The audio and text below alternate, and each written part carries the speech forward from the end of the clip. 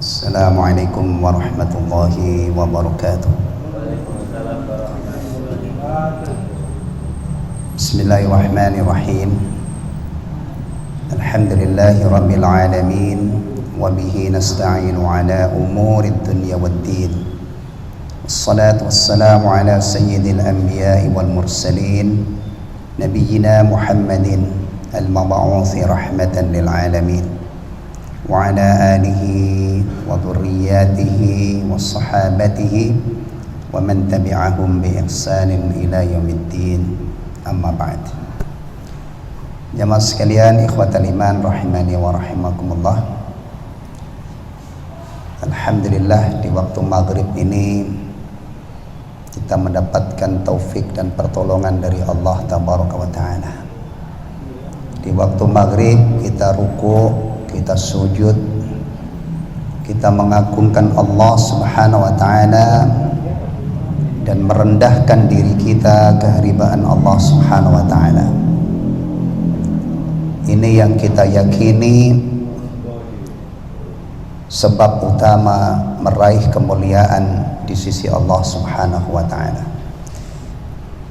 Tawadhu terhadap Allah, tawadhu terhadap sesama manusia menyebabkan mulia. Sebaliknya sombong terhadap Allah, sombong terhadap sesama manusia, itu akan menyebabkan kehinaan, kehancuran.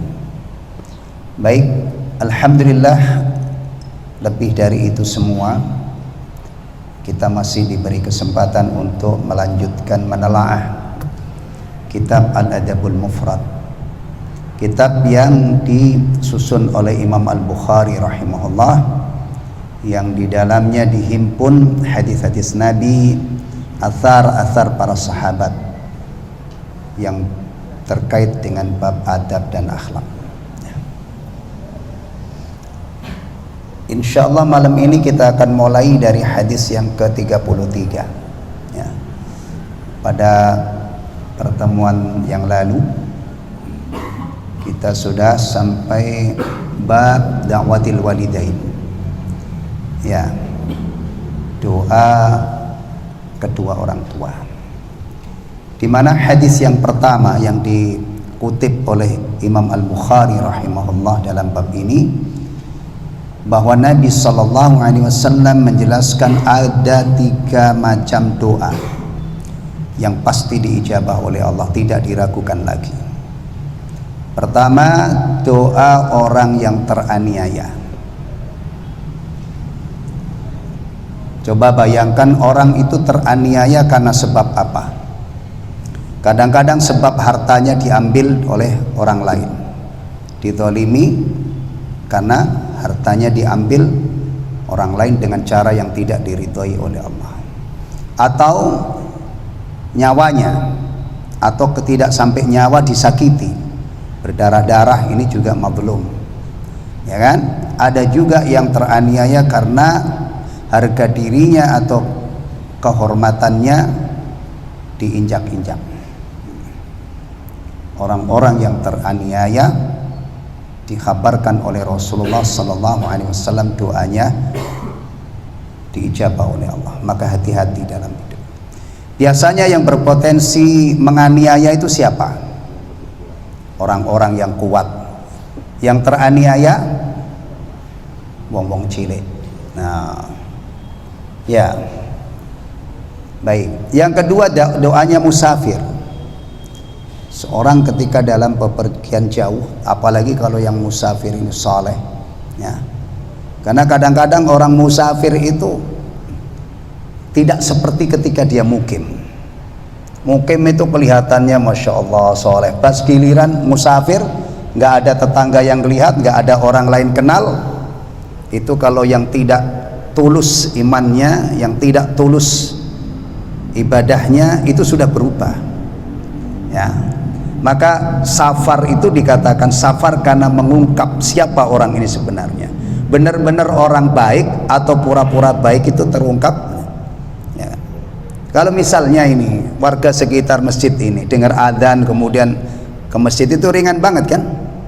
Tapi kalau misalnya ada seorang di suatu negara yang apalagi kalau sudah pindah negara, nggak ada yang kenal, ya. Apalagi kalau di sana itu masya Allah, ya, masjid jarang, ya kan, makanan-makanan yang halal juga tidak semudah seperti di sini.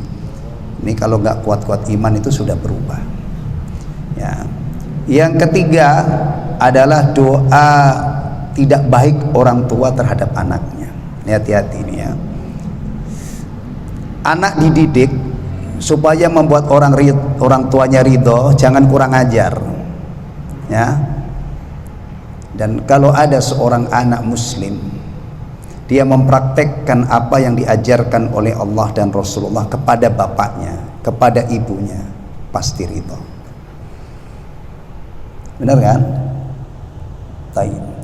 Sebaliknya orang tuanya juga harus sabar. Orang tua yang punya banyak anak, anaknya bandel-bandel gitu, ya, itu harus berbekal untuk menghadapi anak ini sekontainer kesabaran. Jangan sampai ketika anaknya durhaka, orang tuanya tidak punya kesabaran. Waduh, ini anak yang durhaka ini sudah di ujung tanduk istilahnya, ya. Kalau sampai kelepasan didoakan yang tidak baik, bisa jadi itu diijabah oleh Allah Subhanahu wa taala. Nah, hadis yang ke-33 ini contoh seorang ibu yang doa untuk putranya, doa tidak baik untuk putranya diijabah oleh Allah Subhanahu wa taala. Ini kisah terkenal dengan kisah Juraij. Mungkin yang punya masa lalu dulu rajin ngaji ketemu kisah ini, atau yang sekarang aktif ngaji taklim mungkin pernah mendengar kisah Juraij. Kaitannya dengan bab dakwatil walidain, ini adalah contoh seorang ibu mendoakan tidak baik kepada putranya dan diijabah oleh Allah Subhanahu wa taala. Baik, mari kita telaah kisahnya ini, ya. Di sini hadis nomor 33. Baik.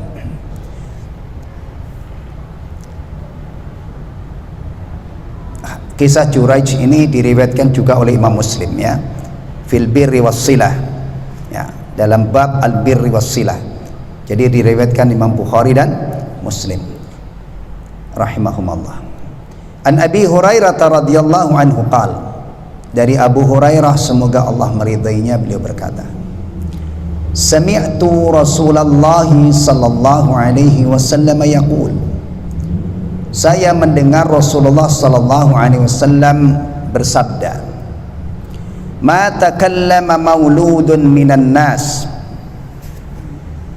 fi mahdin illa Isa bin Maryam sallallahu alaihi wasallam wa sahibu Juraij. Tidak ada seorang bayi manusia pun, tidak ada satupun bayi manusia, ya, yang berbicara ketika masih bayi kecuali Isa ibnu Maryam sallallahu alaihi wasallam. Di sini ini sallallahu alaihi wasallam. Biasanya kita kalau menyebut nabi-nabi itu alaihi salatu wassalam, tapi di sini sallallahu alaihi wasallam, sama intinya. Wa sahibu Juraij, dan di situ diterjemah apa? Juraij gitu, ya?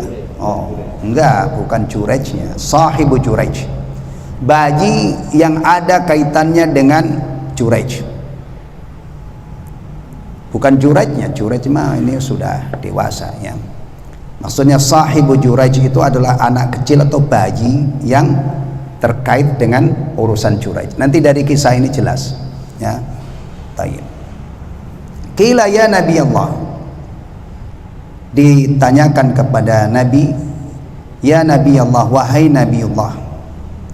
Sahabat itu kalau memanggil Nabi kadang-kadang ya Rasulullah, kadang-kadang ya Nabi Allah, memanggil dengan statusnya sebagai Nabi dan Rasul, tidak memanggil dengan namanya.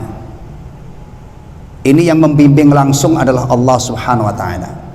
Para sahabat itu diajari beradab, dididik oleh Allah supaya beradab kepada Rasulullah, sampai manggil Rasulullah itu harus istimewa, jangan seperti manggil orang biasa.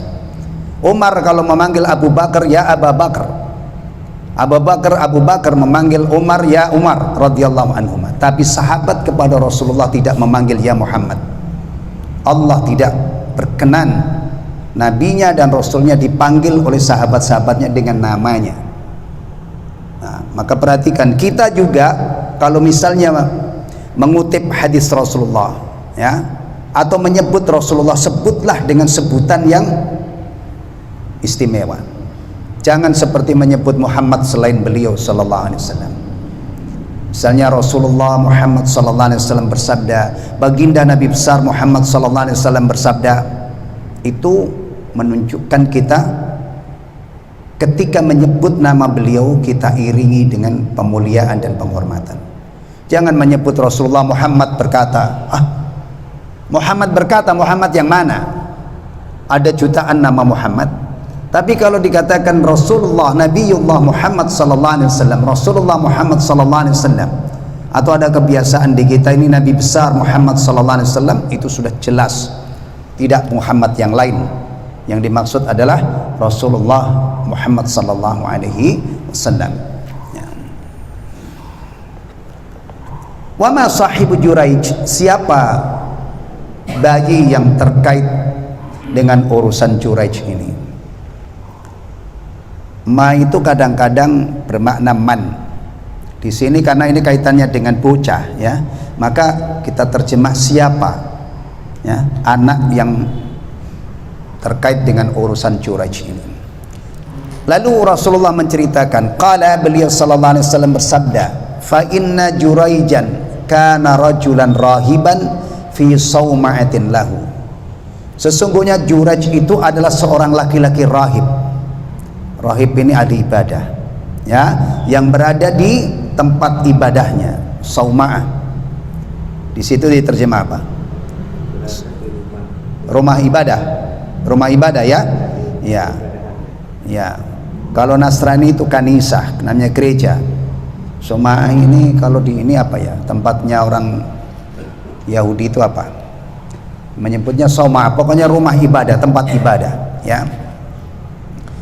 Baik, antum perhatikan, Rasulullah memperkenalkan, mengkhabarkan Juraij itu adalah seorang rahib, ya, yang tinggal di tempat ibadahnya dia. Berarti ahli ibadah, orang soleh, ya. Wa kana ra'i baqarin ya'wi ila asfali sauma'atihi. Dan ada penggembala sapi yang sering berteduh di bawah tempat ibadahnya itu. Wa kanat imra'atun min ahlil qaryah takhtalifu ila ra'i. Dan ada seorang perempuan dari penduduk desa yang sering bertemu atau mondar-mandir menemui penggembala ini. Dah terbayang? Ada penggembala sapi, ada seorang perempuan penduduk satu desa yang mondar-mandir sering ketemu dengan dia. Bisa ditebak apa yang terjadi? Bisa dong, ya, bisa kan? Orang laki-laki kalau didatangi perempuan apalagi sering, ini pasti di tengah-tengahnya atau yang ketiganya siapa? Syaitan. Dah. Ya. Dah. Sampai di sini ceritanya balik ke Juraij. Jadi ini agak, kalau menurut riwayat ini ada agak bolak-balik gitu ya, berkelok-kelok. Baik. Kemudian fa'atat ummuhu yauman faqalat. Balik ke Juraijnya, suatu hari ibunya datang. Faqalat, lalu memanggil, ya Juraij, manggil anaknya, ya Juraij, wa huwa yusalli, sedangkan Juraij sedang sholat. Dalam keadaan dia sedang sholat, dipanggil ibunya. Antum kalau sholat misalnya dipanggil ibu, pasti juga kayak Juraij ini bingung, saya batalkan sholat saya, atau saya batalkan sholat saya bukakan pintu untuk ibu, atau saya lanjutkan sholat saya. Itu kan kira-kira. Jureid juga begitu, dilematis ini, ya. Faqala fi nafsihi wa huwa yusalli, maka dia berkata dalam hatinya di saat dia sedang sholat, ummi wa sholati, ibuku atau sholatku. Berarti kalau ibuku saya utamakan, sholatku saya batalkan. Kalau sholatku saya utamakan, panggilan ibu tidak saya respon. Ternyata apa? Fara'a an yu'assira salatahu. Dia berpendapat lebih baik melanjutkan sholatnya, mengutamakan sholatnya. Dah, ibunya manggil sekali tidak dijawab. Tapi anaknya ini sedang sholat, bukan sedang tidur atau main game sekarang, ya. Sholat, orang anak soleh, ahli ibadah ini, masya Allah, ya. Thumma sarahat fi tsaniyah, kemudian dia berteriak untuk yang kedua kali. Manggil pertama nggak didengarkan, kedua ini pasti suaranya lebih keras, ya. Masih sholat, faqala fi nafsihi ummi wa sholati. Nah, masih dia bimbang dalam artinya sholat ibuku atau sholatku. Fara'a an yu'athira sholatahu, ternyata setelah dipanggil yang kedua dia masih mengutamakan melanjutkan sholatnya. Thumma sarahat fi tsalitsah, ibunya manggil yang ketiga kali. Faqala ummi wa sholati, fara'a an yu'athira sholatahu, ya, ibuku atau sholatku. Ternyata dia lebih memilih menyempurnakan sholatnya. Berarti sholatnya ini panjang, ya. Hah? Kalau orang sekarang itu dipanggil, ya sholatnya ya iya, buka iya iya. Karena ada orang sholat itu kadang-kadang nggak ada 1 menit. Apalagi sholat sunnah 2 rakaat, Allahu Akbar, Allahu Akbar, Allahu Assalamualaikum, bukain pintu. Nah, ini sampai manggil yang ketiga dia belum apa? Belum selesai sholatnya. Dia mengutamakan sholatnya. Ya. Memang kalau ahli ibadah, terutama orang-orang yang sudah benar-benar mengagungkan sholat, sholat itu tidak mungkin dilaksanakan dengan terburu-buru, ya.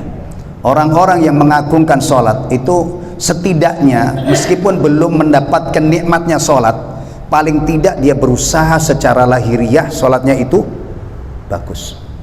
Dan tentunya sholat bagus itu juga ukurannya mengikuti sunnah Nabi, bukan bagus sendiri-sendiri, ya. Kalau ada orang sholat maghrib jam segini belum salam, misalnya 3 rakaat dari tadi, 20 menit nggak selesai, menyelisih sunnah. Maghrib itu tidak lama-lama, ya. Tapi kalau subuh, ya, itu biasa kalau kondisi normal, tidak ada yang makmum yang terburu-buru, itu sholatnya panjang, ya. Perhatikan jangan sampai sholat terburu-buru. Terburu-buru dalam arti tidak ada tumakninahnya atau banyak meninggalkan sunnahnya sholat. Apalagi yang sudah sepuh-sepuh ini, mau kemana kita? Mau kemana sholat buru-buru? Kerjaan sudah pensiun, sudah tidak bisa lari-lari, bahkan kadang-kadang jalan saja penuh, hati-hati, udah. Nah, kalau belum bisa khusyuk, setidaknya kita tunjukkan kepada Allah bahwa kita itu pengen sholat yang bagus. Allah yang nilailah. Setiap perjuangan kita itu pasti ada nilainya di sisi Allah Subhanahu wa Ta'ala. Saya sering gunakan istilah sholat paket komplit. Jangan sampai kita ini kalah dengan perut. Kalau urusan makanan itu paket komplit semuanya, tapi giliran sholat paket hemat. Sholat hanya yang wajib, kemudian ciluk-ciluk pergi. Nggak ada qobliyah ba'diyah, nggak ada dzikir ba'da sholat. Jangan sampai seperti itu. Memang mau kemana kita? Ya? Insya Allah kalau kita sholat maghrib dengan tumakninah masih sempat makan ba'da maghrib, ya. Yang biasa makan misalnya habis sholat di masjid, habis sholat sunnah, habis zikir, sholat sunnah yang bagus, sampai rumah insya Allah masih kenyang, untuk bahkan masih lebih waktunya. Isya nanti bisa balik lagi. Kemudian karena sudah ketiga, ya, biasanya kan orang itu kalau manggil-manggil orang berapa? Maksimal berapa kali? 3. Dalam syariat Islam juga kalau kita datang ke rumah orang, Assalamualaikum, Assalamualaikum 3 kali nggak ada jawaban. kita lompat pagar, enggak balik. 3. Ternyata di sini juga 3 ya, 3. Nah, nih. Falamma lam yujibha, ketika Juraij tidak menjawab panggilan ibunya. Nah, ini ibunya kelepasan, mulai emosi di sini, marah dia. Qalat, dia berkata, la amatakallahu ya Juraij hatta tundara fi wajhil mumisan. Ini doanya agak lucu ini ya. Jarang orang di sini berdoa seperti ini. Paling-paling kalau ibu-ibu di sini mangkel, kira-kira apa doa yang tidak baik untuk anaknya. Udah jangan dicontohkan, bayangin aja gitu ya. Tapi di sini begini doanya, semoga Allah tidak mematikan engkau ya wahai Juraij sebelum wajahmu dipertontonkan di hadapan pelacur. Masya Allah ya. Semoga kamu jangan mati dulu, jangan diwafatkan oleh Allah sampai kamu mengalami satu peristiwa, kamu itu diarak, wajahmu dilihat oleh para pelacur. Ya. Faman sarafat. Kemudian ibunya beranjak pergi, pulang ke rumahnya. Baik. Nah, ini kisahnya.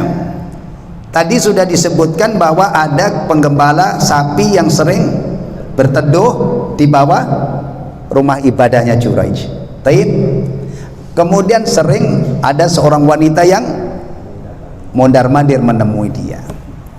Nah, ternyata di sini dilanjutkan. Fa'utiyal maliku bitilkal mar'ati waladat. Maka wanita yang melahirkan ini didatangkan menghadap raja. Nah, ini ada wanita melahirkan, nggak jelas siapa suaminya. Nah, kalau menurut tebakan antum ini dia hamilnya dengan siapa? Nah, masa dengan Juraij? Kan tidak pernah ketemu dengan Juraij. Ketemunya kan dengan penggembala, tapi nanti dulu ya. Ternyata Juraij ini difitnah. Nggak tahu ini ada yang order atau enggak ya. Pokoknya difitnah. Kalau zaman sekarang kan kadang-kadang cara menghancurkan orang baik-baik itu dengan fitnah, di apa namanya ya, diupah. Kalau yang jelas di sini wanitanya ini ngaku dihamili oleh Juraij. Nah, taib, ini wanita antum bayangkan yang punya anak ini sudah menghadap raja, dibawa menghadap raja. Faqala, maka raja berkata, menginterogasi ya, mimman, siapa yang menghamili kamu? Nah, qalat min Juraij. Ternyata wanita ini mengatakan dari Juraij. Jadi saya ini punya anak dari Juraij. Nah, qala as-sahibul sawma. Raja mengklarifikasi, apakah dia yang memiliki tempat ibadah itu, yang tinggal di rumah ibadahnya itu? Qalat na'am. Wanita ini mengatakan iya. Nah, udah jelas ya, berarti wanita ini menfitnah siapa? Juraij, bahwa Juraij lah yang menghamilinya sampai lahir anak ini. Masya Allah.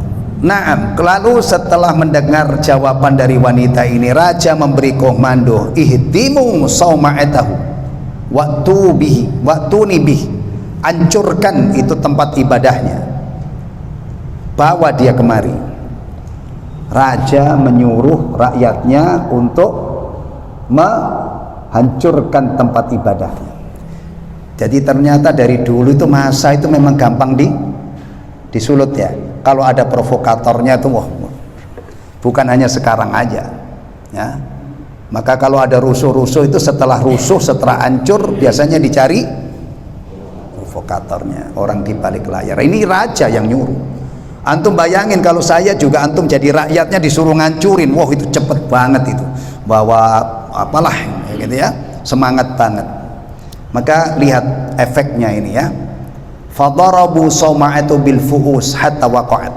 Maka mereka menghancurkan tempat ibadah Juraij dengan kampak hingga rata dengan tanah. Termakan oleh siapa tadi? Pengakuan satu wanita. Raja aja bisa terprovokasi di sini ya. Apalagi orang-orang sekarang yang emosional gitu. Kemudian faja'alu yadahu ila unuqihi bihablin. tempat ibadahnya antum bayangin ya, sudah rata dengan tanah. Juraijnya gimana? Nih mereka tangkap ya, mereka mengikat tangannya ke lehernya dengan tali, dibawa Juraij menghadap raja. Tsumman tuliqa bihi, kemudian dibawa menghadap raja. Juraij, bayangkan tempat ibadahnya sudah hancur, Juraijnya diikat, dibawa menghadap raja. Famurra bihi 'alal mumisat, maka Juraij dibawa melewati mumisat, pelacur-pelacur yang pada berjejer di pinggir jalan. Kan doa ibunya tadi, jangan, semoga Allah tidak mematikan kamu sehingga wajahmu dipertontonkan di hadapan pelacur. Diijabah oleh Allah. Nih, bayangin pelacur itu berarti zaman dulu juga ada ya. Ini zaman dulu, ini Juraij ini bukan umat Rasulullah Muhammad SAW. Umur pelacur itu tua banget. Ya, di zaman jahiliyah itu juga ada. Kita kalau membaca fiqhus sunnah, jenis-jenis nikah yang ada di zaman jahiliyah yang dianjurkan Islam, itu termasuk nikah ini. Jadi pelacur di zaman jahiliyah itu ada kodenya ya, rumahnya itu ada tandanya, dikasih kain merah atau apalah. Sampai hari ini merah itu masih ada sangkut pautnya dengan pelacurnya di zaman jahiliyah. Jadi kalau wanita ini misalnya sudah masang tanda gitu ya, kode di pintu, kan nanti banyak laki-laki pada berdatangan. Nanti kalau dia hamil, ini dikumpulin orang-orang yang pernah jajan nama dia ini. Mana yang mirip anaknya yang mirip dengan dia yang harus mau menjadi ayahnya. Itu di zaman jahiliyah. Dah, jangan panjang-panjang bicara pelacur, nanti antum gak khusyuk di masjid. Baik. Fara'ahunna, maka Juraij melihat mereka ini, pelacur-pelacur yang pada jejer-jejer di pinggir jalan. Fatabassam, dia tersenyum, senyum-senyum dia. Kenapa? Waduh, ini doa ibuku manjur, telak menimpa saya gitu ya. Taib. Wahunna yamdurna ilaihi finnas, dan para pelacur itu mengamati, melihat Juraij yang ada di kerumunan manusia. Diarak ini ya, Masya Allah. Ternyata zaman sekarang juga ada orang yang ngarak juga ya. Waduh, ini memalukan ini. Apalagi kalau orang-orang masjid misalnya ya, menyikapi kemungkaran, mungkin ada orang berduaan di kontrakan, kemudian diarak, ditelanjangi. Waduh, ini mencerminkan bahwa ini jahiliyah. Tidak ada cara-cara seperti ini dalam Islam. Orang dipermalukan, ditelanjangi, itu nggak ada ya. Bahkan orang yang dirajam saja itu ditanam supaya auratnya tidak terlihat. Ini ada orang mengingkari itu, ditelanjangi, diarak. Ini bukan cara Islam. Jahiliyah pun mungkin dulu tidak separah itu. Ini biasanya yang begini-begini ini orang jahil, orang yang nggak ngerti agama, sok main-main masuk ke urusan agama. Iya, Masya Allah ya. Kemudian mulailah diadili oleh raja ini ya. Wahunna yang faqala al-malik, lalu raja bertanya kepada ini, mata su'umu hadhihi, bagaimana tentang pengakuan wanita ini?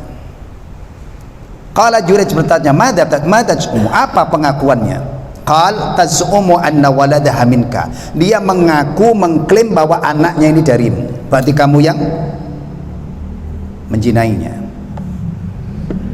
Nah, kemudian Juraij berkata kepada wanita yang ngeklaim bahwa dia yang menzinainya, qala anti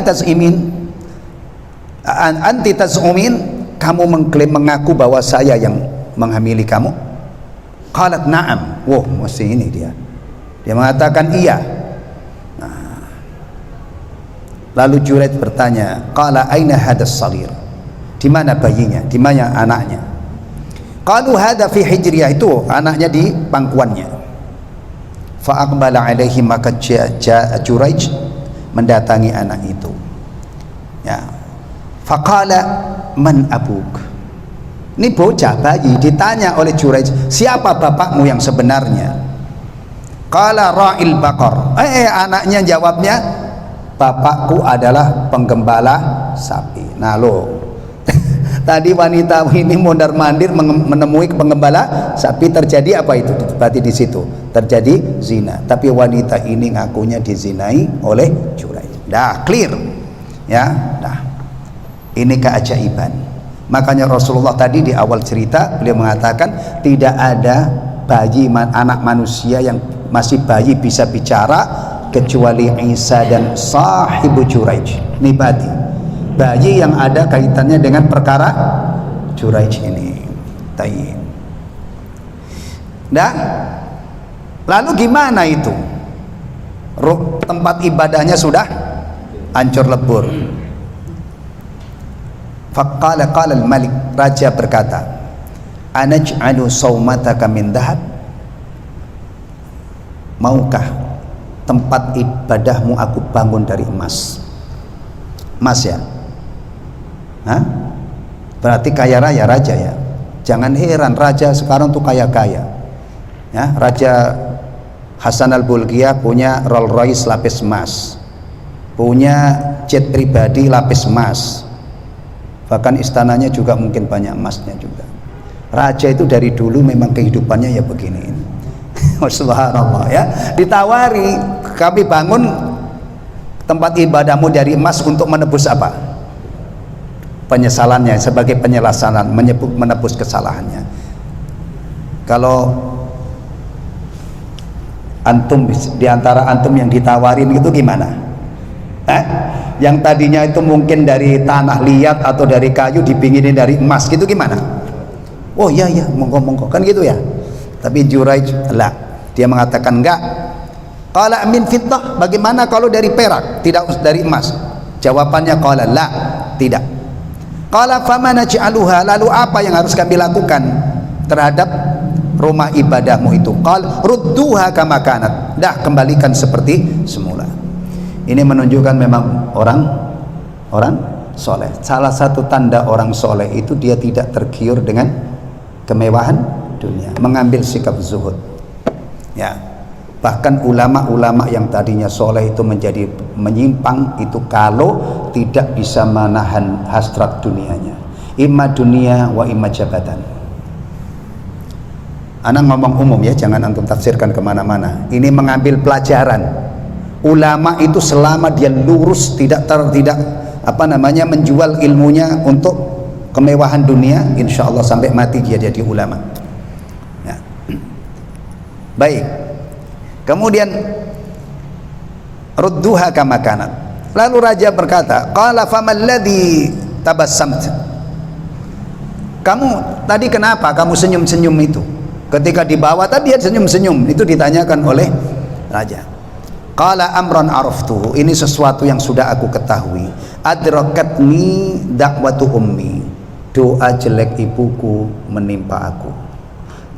Jadi ketika dia dibawa ke menghadap raja, ternyata di pinggir-pinggir jalan itu banyak pelajar-pelajar yang melihatnya, dia senyum-senyum, dia sadar, ya Allah ini doa ibuku mustajab. Kemudian summa akhbarahum, kemudian dia mengkhabarkan kepada mereka ya.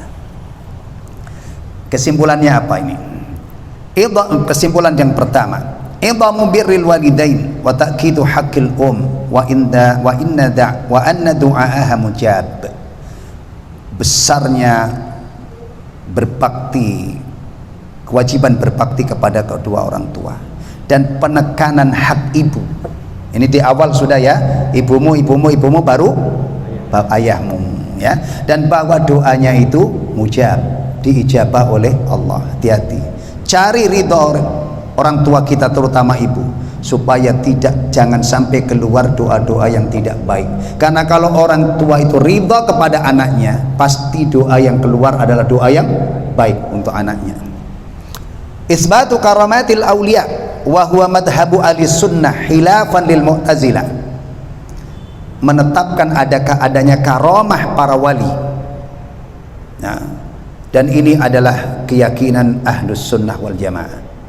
Ahlus sunnah wal jamaah itu mengakui adanya karamah para wali Allah loh ya. Ya. Dan tolong, karomah itu beda dengan ilmu kesaktian. Jadi jangan tercampur-campur antum, ya. Kayak Jurej ini tidak pernah dia punya pernah mempelajari suatu ilmu yang kalau dia pencet perutnya bayi supaya bisa bicara. Enggak ada. Ini murni pertolongan dari Allah. Nah, ini kadang-kadang kita terkecoh di sini, ya. Ahlus sunnah berarti mengakui adanya wali-wali Allah dan mengakui karamah wali Allah. Ini mirip dengan apa? Mukjizat. Sebelum karomah kita mengakui adanya mukjizat kalau mukjizat para nabi dan rasul. Tayyib. Khilafan lil Mu'tazilah, berbeda dengan Mu'tazilah. Berarti kelompok Mu'tazilah itu tidak mengakui adanya mukjizat. Karena prinsip Mu'tazilah itu salah satunya adalah taqdimul aql 'ala naql, mendahulukan akal daripada Al-Qur'an dan Sunnah. Hal-hal yang luar biasa itu nggak masuk akal mereka, nggak logis, akhirnya dibuang-buangin. Hal-hal yang dihukumi tidak logis menurut mereka. Nah, tayyib. Istihbabul wudu' lis-shalah inda du'a bil muhimmat. Dianjurkan untuk wudu ketika salat dan ketika doa, memohon permohonan-permohonan yang genting, ya. Kenapa ada wudu di sini? Padahal tadi kalau kita baca tadi tidak disebut-sebut wudu sedikit pun. Karena dalam versi yang lain, riwayat yang lain itu Jurej wudu lalu sholat. Berarti wudu itu sudah ada sejak dulu. Cuman apakah wudunya persis seperti kita membasuh muka, ya kan? Membasuh kedua tangan sampai siku atau tidak, yang jelas wudu itu ada. Ya. Dan sholat itu juga ibadah mustarakah. Yang namanya ibadah sholat itu bukan hanya untuk Rasulullah dan umatnya. Maka baca nabi-nabi yang lain, Ibrahim bahkan doa khusus alaihissalam, berdoa khusus berkaitan dengan sholat. Rabbi ij'alni muqimas shalah. Allah ketika menceritakan Musa, wa kana ya'muru ahlahu bis shalah. Musa itu memerintahkan. Luqman al-Hakim, Luqman itu juga bukan umat Rasulullah Muhammad SAW, tapi memerintahkan anaknya untuk menegakkan sholat. Berarti ibadah sholat itu bukan hanya kita yang diwajibkan, tapi demikian juga puasa, ya. Dulu waktu kita menjelang Ramadan kan kaji surah ayat-ayat siam. Allah mewajibkan puasa itu bukan hanya kepada kita tapi umat-umat terdahulu. Tayyib.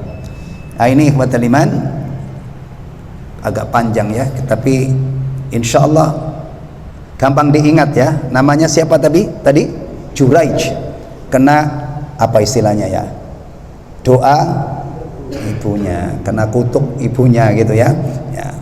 Jadi kalau malim kundang itu benar ada atau legenda? Wallahu taala alam, ya. Tapi kalau ini antum tidak mungkin ragu-ragu ini fiktif. Ini diriwayatkan oleh Al-Bukhari dan Muslim, benar-benar diceritakan oleh Rasulullah, dan apa yang diceritakan oleh Rasulullah itu pasti benar. Nggak mungkin Rasulullah itu pembohong atau tukang ini.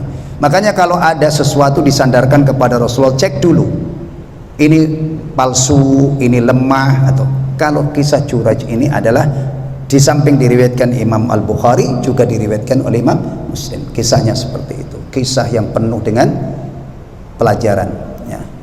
Wallahu ta'ala alam bissawab. Subhanakallahumma wa bihamdika asyhadu an la ilaha illa anta astaghfiruka wa atubu ilaik. Assalamualaikum warahmatullahi wabarakatuh.